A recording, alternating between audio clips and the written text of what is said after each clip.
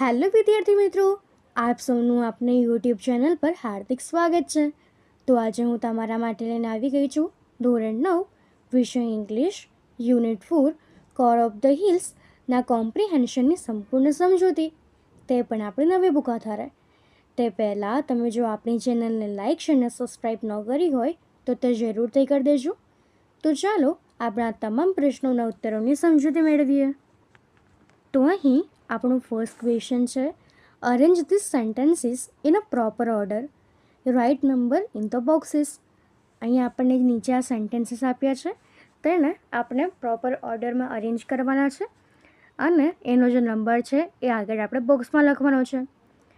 તો અહીં આપણું ફર્સ્ટ સેન્ટેન્સ થશે કે Abbu Khan fed Chandni with great love and care. Second sentence થશે Chandni started loving hills. Third થશે Chandni try to run to the hills once but couldn't. એના પછી ફોર્થ થશે Abbu Khan shut Chandni in a small hut. એના પછીનો ફિફ્થ થશે કે Chandni left Abbu Khan small hut and run away towards the hills. Sixth છે Chandni show the wolf and approaching હર. એના પછીનું સેવન્થ છે કે the wolf and the Chandni fought throughout the night. હવે એના પછીનો આપણો ક્વેશ્ચન 2 છે કે find out sentences from the text showing this meanings.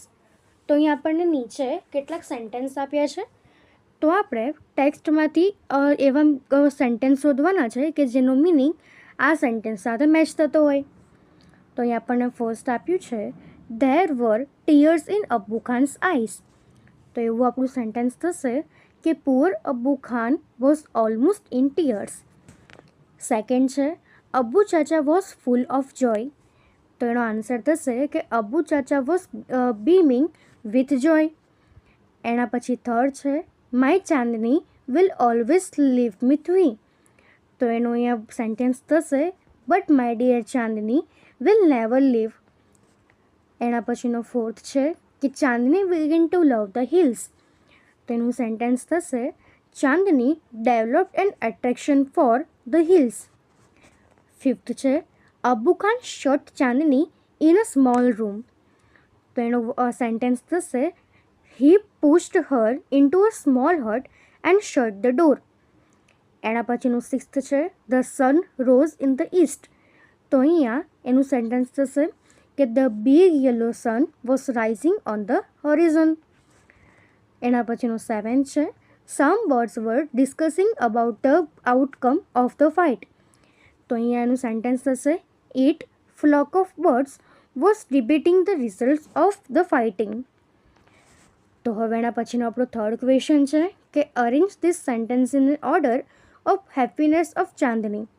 Right numbers of the sentences from bottom to top in the triangle. તો અહીં આપણને જે સેન્ટેન્સીસ આપ્યા છે જે ચાંદનીની ખુશી બતાવે છે, તો તેને આપણે અરેન્જ કરવાના છે અને એના નંબર લખવાના છે ટોપથી બોટમમાં.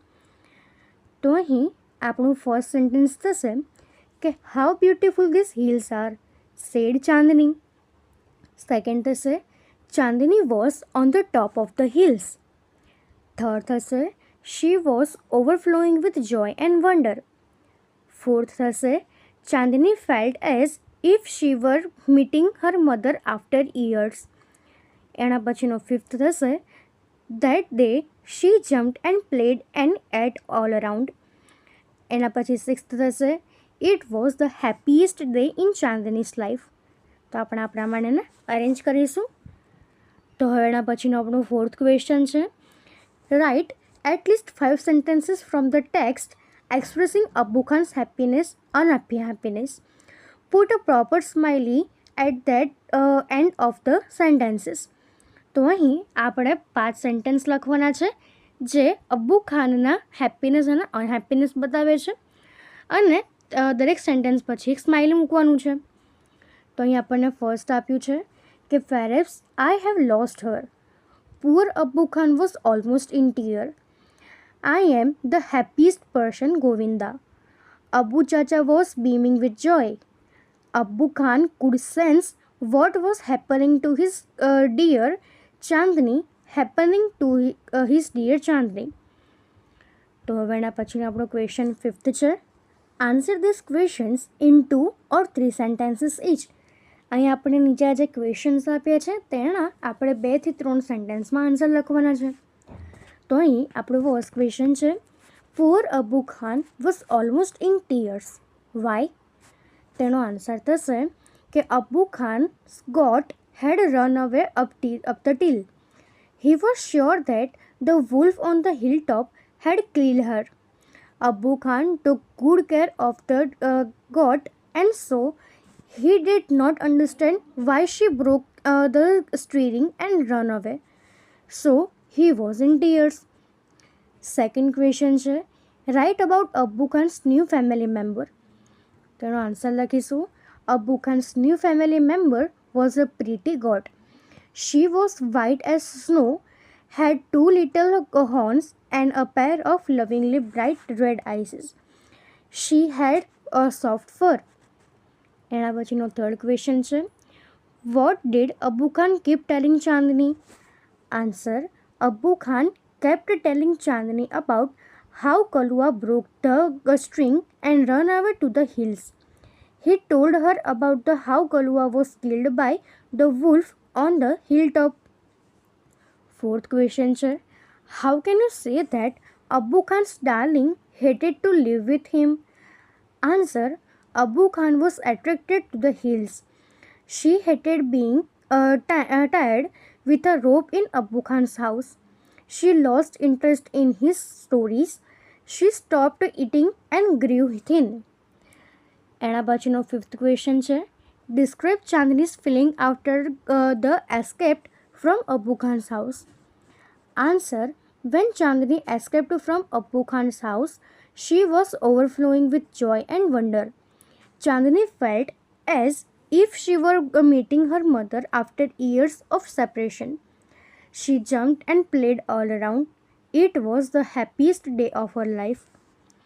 એના પછીનો સિક્સ્થ ક્વેશ્ચન છે, what price did Chandni pay for the freedom? Answer, Chandni lost her life for her freedom. She was killed by the wolf after a long fight.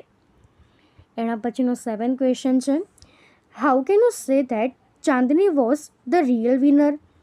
Answer, Chandni was the real winner because she was a brave goat. She fought to save her life. તો હવે એના પછીનો આપણો sixth question છે, fill in the blanks using appropriate response for the underlined words.